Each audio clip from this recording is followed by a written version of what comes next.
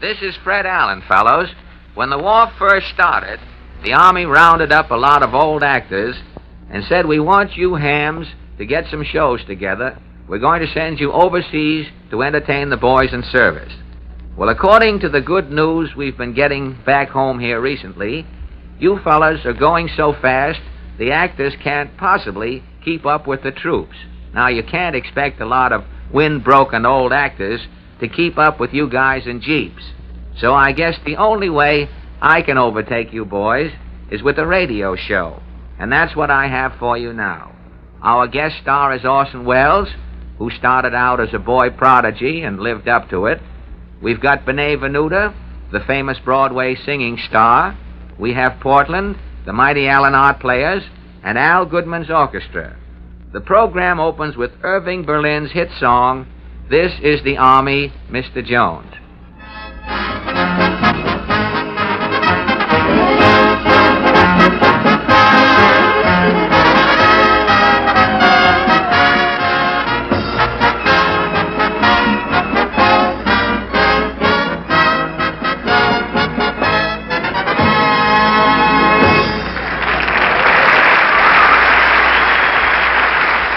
In a recent impartial test by Reader's Digest, ladies and gentlemen, one radio comedian was found to contain less corn than all other leading radio comedians combined.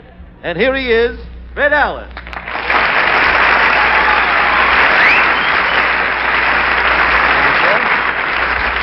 Thank you, and good evening, ladies and gentlemen. Well, Meatless Days start this week. I received my first invitation to a Meatless Day banquet today. The invitation says, come over next Tuesday. I have a bone to pick with you. RSVP. Pardon me, Fred, please. Pardon me. Yes, Arthur? I'm still worried about this announcing job. How am I doing? Well, you're doing very well, Arthur. Why, you're booming those commercials out as though you were weaned on thunder, old boy. There's only one thing. I have a shortcoming? Well, there's one thing you don't seem to have grasped, Arthur. You know, on all of the comedy programs, the announcer is supposed to laugh at the comedian, you see. You haven't observed that, You mean I have to laugh at you? Well, yes, all of the announcers have to laugh. Did you hear the Bob Hope show by any chance last Tuesday night? You didn't hear that gag where Hope and Betty Davis were talking about famous movie stars, and Bob said, I'm a big name, and Betty said, and I know what it is, but let's be friends?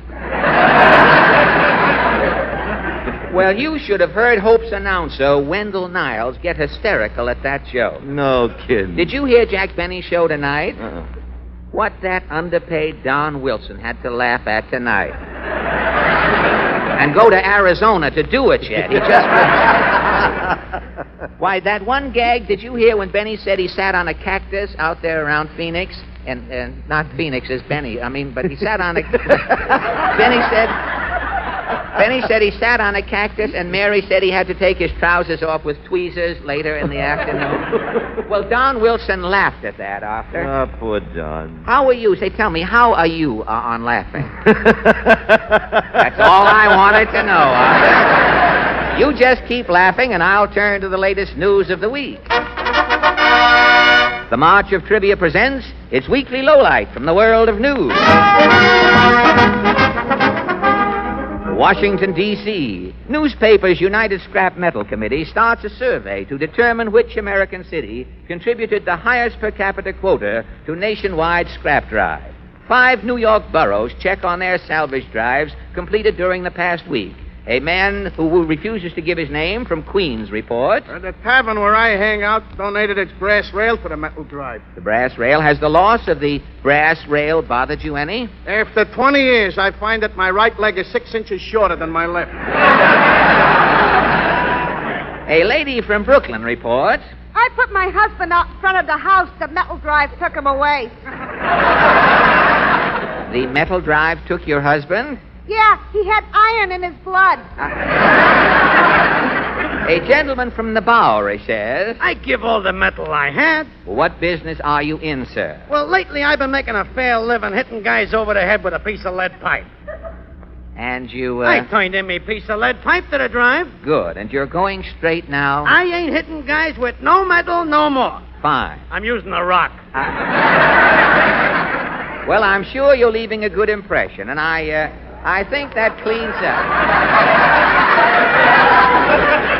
I think that cleans up the metal matters that we had in mind for this evening. Would you think me rude if I intrude? Not even if you had intruded sooner, I shouldn't have thought you rude. Falstaff Openshaw. The Tousled Tennyson at your service. You and the Muse have done it again, Falstaff. Have you heard, said the mouse to the grouse, this is on the house? No. Believe me, buxom Julia, I wouldn't try to fool you. No. Put in your false teeth, mother, and leave me with a smile. Now. Tonight it may surprise you to learn that we have briefly discussed the scrap drive, ever so briefly. Precisely why I am here. I have written a poem. Well, what is your salvage monstrosity called? We've got to show our mettle. How does it go? We've got to show our mettle if we want to down the Axis. We've got to give our tin and brass as well as paying taxes. Our pots and pans make guns and tanks. Old skates and streetcar rails, basins, bed springs also help. And bumpers, junk, and nails. Skid chains, bathtubs, kitchen sinks, kettles, tools, and bells. These and all your other scrap make bullets, bombs, and shells. Yes, we've got to show our mettle, so make sure your scrap is sped out. If you haven't turned your salvage in, brother, get that lead out. And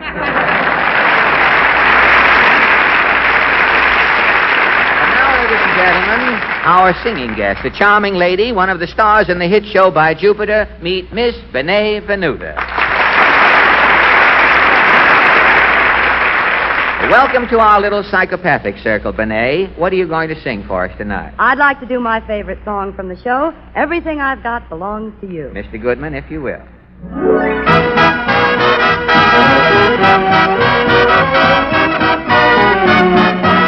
I have eyes for you to give you dirty looks.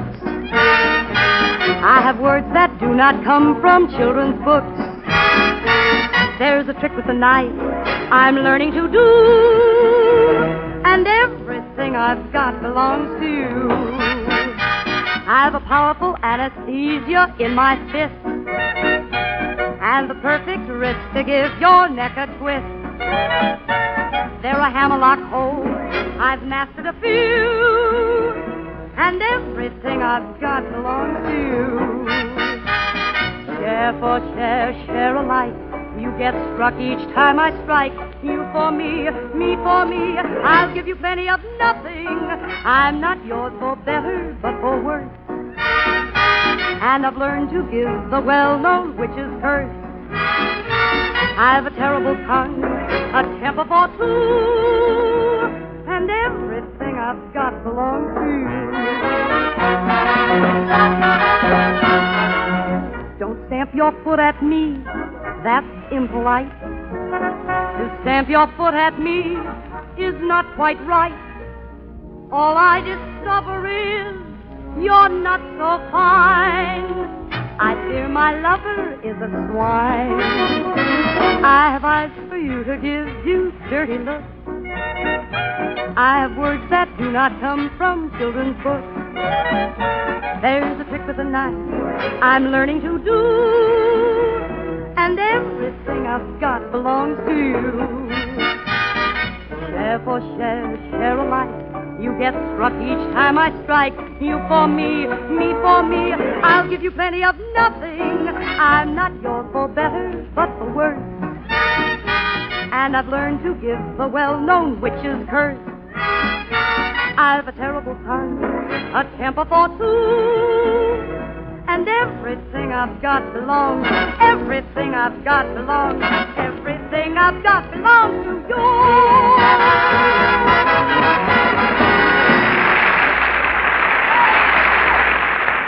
And now our guest tonight. Mr. Allen! Well, Portland. Mr. Allen, which do you like? Wogs, wags, or cogs? Wogs, wags, or cogs for what? Well, the Coast Guard is going to have a contest to find a name for its women's reserve. Oh, well, how about a cross between co-eds and admirals? Co-ed, something like that. That'd be any good? But I think Costas would be better. Costas, Now, if you could help me... Oh, no, look, I can't worry about the Coast Guard girls now, Portland. I have trouble enough around here. Well, who is your guest? That is my trouble. My guest is my trouble tonight. I have a telegram here from Orson Welles. He's coming here this evening. Orson Welles? Oh! Well, that's the way I feel about it, too. What he wants to see me about... That's Orson Welles! Now, wait a minute. Wait, Portland. Control yourself, please. Come in. Yes? Is this the microphone Mr. Wells is going to use? Well, yes, this Step is... aside, buddy. 1, 2, 3, woof, woof, hello, Max. 1, 2, 3, woof, woof, hello, Max. Just a minute, friend. What is this? I'm Mr. Wells' personal chief technician. Oh, you're here to check... Right. This microphone may be all right for a schnook like you. But for Mr. Wells, it's got to be perfect. 1, 2, 3, woof, woof, hello, Max. 1, 2, 3. Oh, it's okay. Fine. Now, if you're Wait a minute. What's these scratches on the microphone? Well, I tell you, our announcer, Arthur Godfrey, has buck teeth, and he... Well, I hope Mr. Wells don't notice it. Well, do you think I should spray the microphone with perfume? Wouldn't hurt none, brother. And throw a little on yourself, too.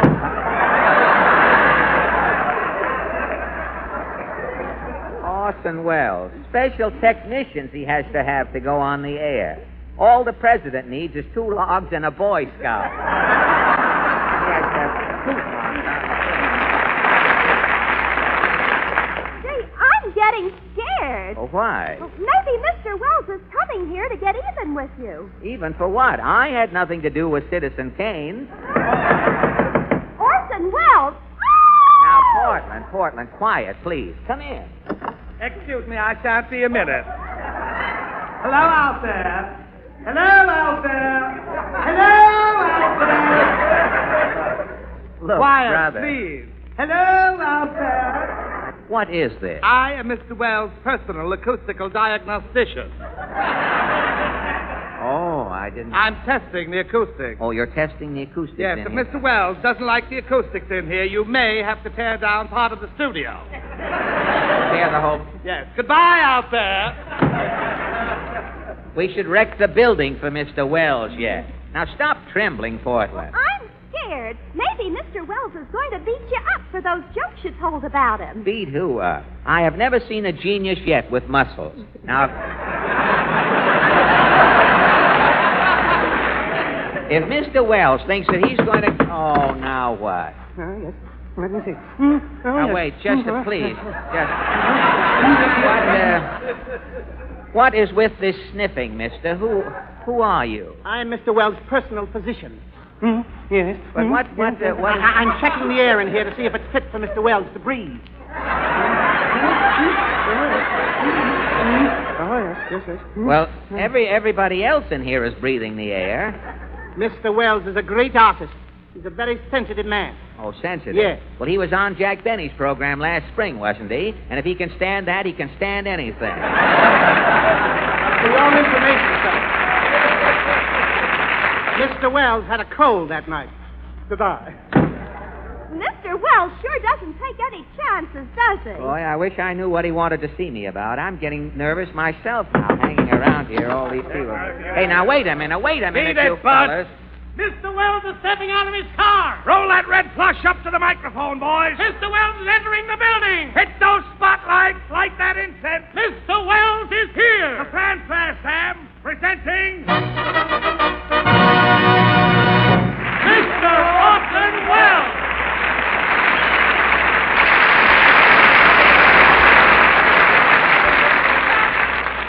Well, good evening, Mr. Wells. Excuse me. 1, 2, 3. Woof, woof. Hello, Max. The microphone has been tested, Mr. Wells. Good. Hello out there. Hello out there. The acoustics have been checked, Mr. Wells. Good. The air has been improved. Very good. I'm a busy man. Well, I know how. I'm very happy to be here on the Philip Morris program this evening.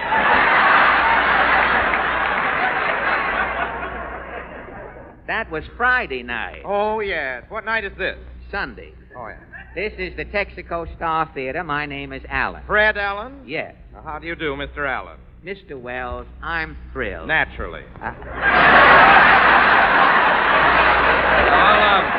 I'll come to the point, Mr. Allen. Last year on your program, you said several derogatory things about me. Oh, I say, you haven't met Portland yet, have you, Mr. Wells? She's dying to meet you. Portland? Yes? Portland, this is Orson Welles. Hello, Portland. What's the matter with that child? Was that a shriek? No, it wasn't a shriek. She has asthma. It's pitched a little high. Well, let's get down to business, Mr. Allen. About those derogatory remarks. Well, I don't... You remember what you said about my home in Hollywood? No, I don't recall. Perhaps I can refresh your memory. You were talking about those trick doorbells they have out in Hollywood. Oh, those fancy chimes effect. Yes. You said when a person rang my doorbell, 16 peacocks flew out of the transom, 21 guns went off in a salute, and I came out of 4 doors simultaneously. Well, I don't... And that time you were discussing Hollywood Victory Gardens. What was it you said? Well, I just said that all you did was go out to your backyard, point to the ground, and say, grow, and 14 acres of corn sprang up. I'm sorry. Well, that was last year. I'm here to speak to you about this year. Mr. Wells, believe me, I haven't made a single crack about you this year. What's the matter, Fred? Don't you like me anymore? You're not mad, Orson? Not at all, Fred. I enjoy a good laugh. As well as anybody. Well, Orson. We're all alone. This is a great surprise to me. Why, Fred? Well, I always pictured you as a man from another planet, a genius, a legend in the making. And here you are, joking and laughing with little old egg-laying me. Fred, I wish somebody'd do something about this Superman myth the public has swallowed about me. It's embarrassing. After all, I'm just an ordinary guy. I'm paid to say. I know. You're paid to say that. Oh, thank you. I know, Orson, but your early life has been shrouded in mystery. Now, if people were only told something about your Well, childhood... what's there to tell, Fred? I was born in Chicago. Like any other kid, I went through grammar school. Age of 5, I entered Northwestern University.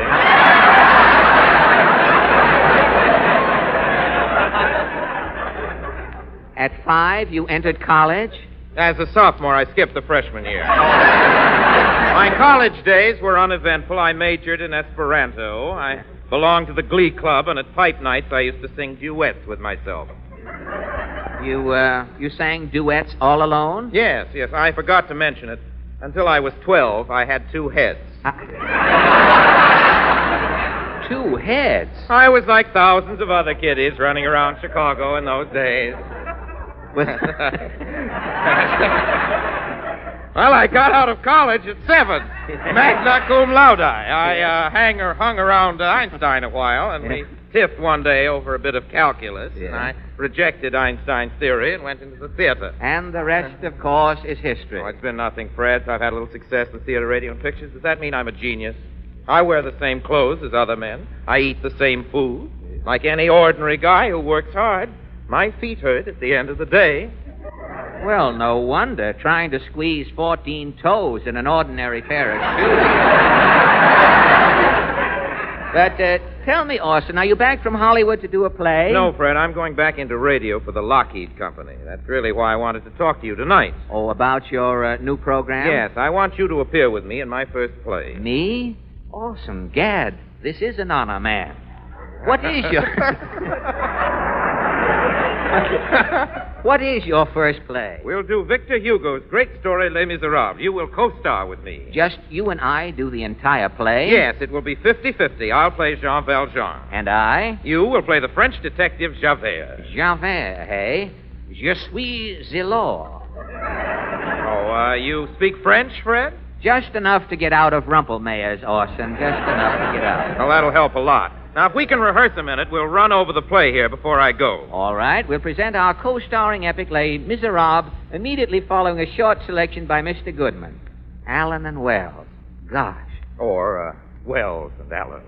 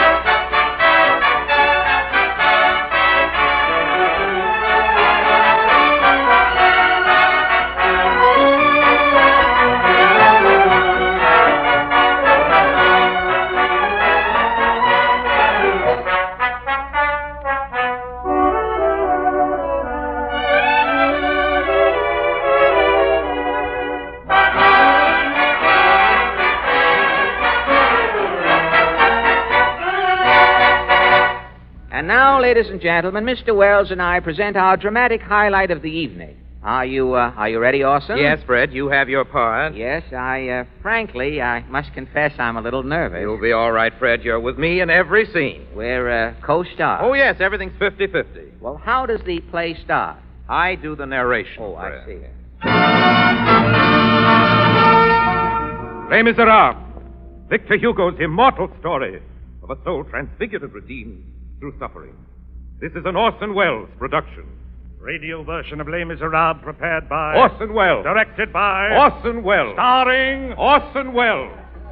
During Orson Welles' presentation of Les Miserables, Mr. Welles will be assisted by that sterling dramatic actor of stage, screen, and radio. Now, wait a minute. Hold it. Now, wait a minute. Hold it. Wait a minute. Something wrong, Fred? Well, all I've heard so far is Orson Welles.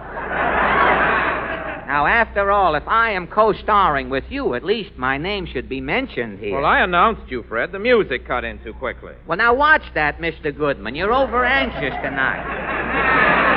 I'm in this play, too, don't forget. I happen to be the co-star tonight. I wish you wouldn't be so impulsive, Fred. Les Miserables is the story of two men. Jean Valjean, the hunted convict, and Javert, the merciless detective. I'm Javert, and you are Jean Valjean. That's right. Each character is equally important to the story. It's 50-50. 50-50. All right, let's Now, the go. first scene is a dingy garret in the slums of Paris. As the story opens, I am hiding out. I think I've escaped you. As we first see Jean Valjean, he is soliloquizing. At last, Jean Valjean, you are safe. There is no cause to fear. This Javert who has hounded you so long. Javert, your nemesis, that merciless bloodhound, always in pursuit of you, is finally thrown off the track, completely baffled. Oh, hark. That sound upon the stairs. Footsteps. Those same plodding footsteps. Javert! What is to be done? Aha! This window. Jean Valjean will never be taken. Goodbye, Javert! Wait a minute. Oh, no. Listen, after all. Wait a minute now. Later, Fred, later. We start the second scene now. We? Never mind the second scene. What about that first scene? It was 50-50. But you took both 50s in the... That's ridiculous, Fred. What stole the entire scene? Well, what? Well, it was that knock on the door. And who knocked on that door? Javert. Javert. I play Javert. You motivate the entire story. Well, I did. If you hadn't knocked at the door, I'd still be in that garret. We'd have no play. Oh, I didn't realize. Yes, in the second scene, you dominate the whole thing. I'm just a foil. Oh, a foil. Well, that sounds good. What is the second scene? It's years later. Uh-huh. This time, you, Javert, have me trapped. Cosette Faubantou, a demi-monde, is concealing me in the back room of a bistro. I, Jean Valjean, am pacing up and down. Jean, will you stop pacing? Toujours up and down. This is the end, Cosette. Me farewell to freedom. Instead of liberty waits the galley crew, the iron collar, the chain at my feet, fatigue, the dungeon, the plank bed, all the horrors I know so well. To submit morning and evening to the hammer of the roundsman who tests the fetters. Time is short. The net is tightening. Aha! Javert! Quick, Jean Valjean, through this trap door. Merci, Cosette. Jean Valjean will never be taken again. Au revoir, Javert! Oh, now, wait a minute. Look, oh, you're over. Hold it now. You're overdoing it. Fred. Orson. Oh, Fred, you were magnificent. You stole that scene right from out from under my nose. I stole the scene again? Dad, that's suspense, man. With suspense, all I I've did... seen Javert played 100 times. The Theater Guild, the Grand Guignol. Eddie Dowling has played Javert. But I've never heard a Javert get the tone out of that police whistle that you got tonight. Now, look, Orson, I don't want to hog the whole thing, but in 2 acts, all I've done so far is knock on a door and blow a whistle. Now, after all, I'm an actor. I'm not a sound man. When do I get to read some lines? The next scene is all yours, Fred. Oh, good. Your speech is the climax of the entire play. Well, now we're getting someplace. What's next? On this final scene, you trail me through the sewers of Paris. Oh, the sewer. You finally corner me single-handed, and now we stand face to face. I have just a few words, and then you speak. I speak. Well, that sounds good. Let's go. Mondu, alone in the sewer, wrapped like a rat, who nightly crawls through this hideous muck of the city. The gloomy darkness, this narrow archway above me head, these two slimy corridor walls. Oh! But hark! That sloshing through the muck. Javert! At last you cornered me, Javert. Don't talk, Javert! Before you seal my doom, I would speak for the last time. You will never take Jean Valjean alive, Javert. The water in the sewer is rising, Javert. I am 6'9". You, Javert, are 5'2". The water rises, Javert. There is no turning back. The water, higher, higher. Now, Javert, you have Jean Valjean at your mercy. Pronounce my doom. Speak, Javert. Speak.